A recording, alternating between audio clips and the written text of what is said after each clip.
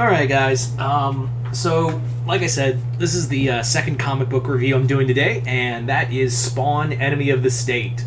So, Spawn, it's kind of funny, actually, before I go any further. It's really funny in that I'm doing literally Spawn comic reviews, which is something I've never done in a long time. In fact, I don't think I've ever done since the Spawn Batman book reviews, which I don't even think they are up anymore. Oh well. Yeah, this year has been like a year for Spawn, in that I'm still, I'm reading Spawn comics, and I have a love-hate relationship with it, and I still don't know if I like Spawn or not. I mean, don't get me wrong, I'm enjoying a lot of the comics, but there's also a lot of comics in here where I'm like, It's like that. Now, if for the all over 80 of you who watched my last review on a Spawn book, I had reviewed Spawn Dark Horror, which is the book that the story arc that takes place before this one. Spawn Dark Horror was probably one of my, a really awesome Spawn story. I can't believe how good I love that story alongside the Great Satan Saga.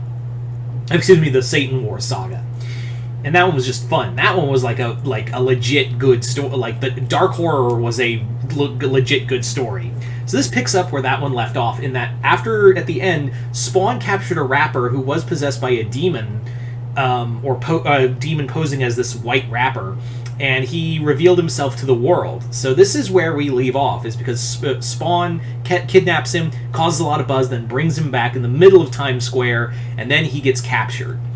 And this is where it takes place, because Spawn is more or less, we are building up to issue 300, which is Spawn's big war against heaven and hell. This is him going to war against heaven. And this is leading to it. But he's building, this huge, building blocks between everything in between. And in here, he is captured by the CIA, who are trying to figure out who he is. Obviously, they don't know he's Al Simmons.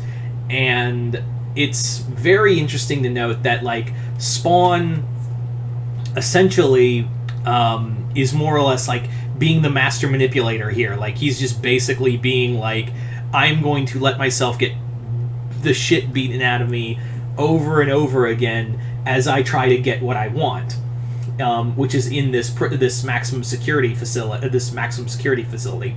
And Spawn is more or less putting the pieces together before going to war with everyone in heaven and hell.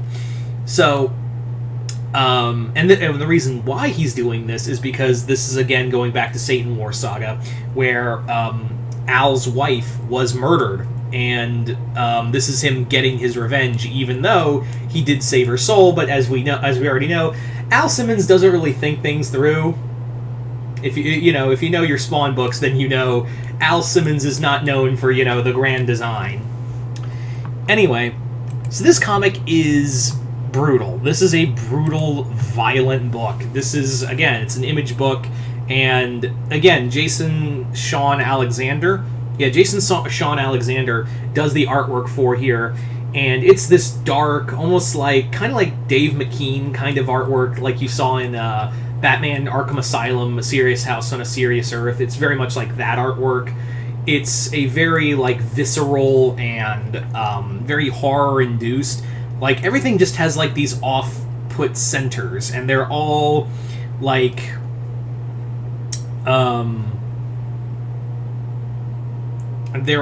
something is off about everyone.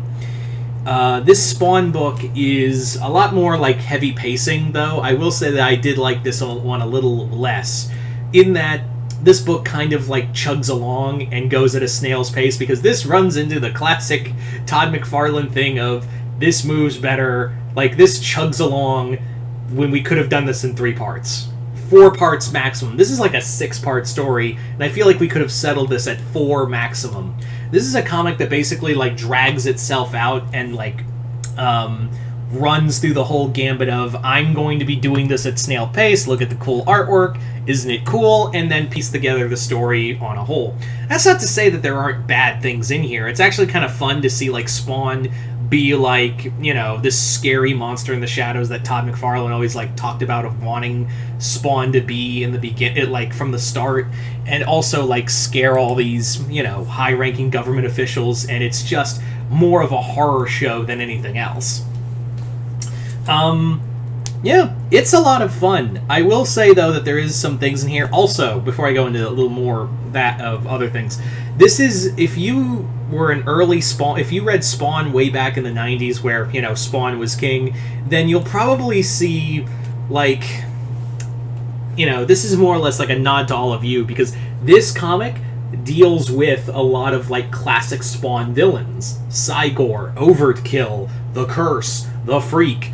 All of those guys show up in here because these are who Spawn is recruiting for his own little personal army against Heaven and Hell.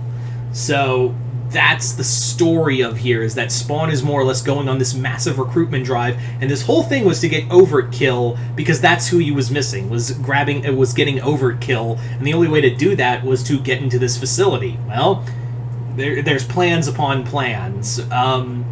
Yeah. But again, I feel like we were just kind of pacing for the most part. Like, it's all just a matter of just, you know, pacing or lack thereof. I will say that, like I said, Dark Horror is a lot better, probably because it feels like more like a self-contained story outside of, you know, building up to this issue. That last part building up to this issue. But all in all, it's not bad. I do feel like it's the middle, like it's just officially Act 1 of a major story arc going forward. Like, it's the Act 1. It's a very long Act 1. But yeah, if you are a Spawn fan, I would probably say, yeah, if you're a Spawn fan, you're probably gonna want to check this out. This is before, you know, I will say that this is also all before all the stuff we see now with, like, Gunslinger Spawn and everything else. So, you know, I should have preferenced that, but anyway. So yeah, there you go, guys. That is my other comic review for the day. Hope you all enjoyed this. I'm Mr. Multiverse. I'll see you next time in the Multiverse.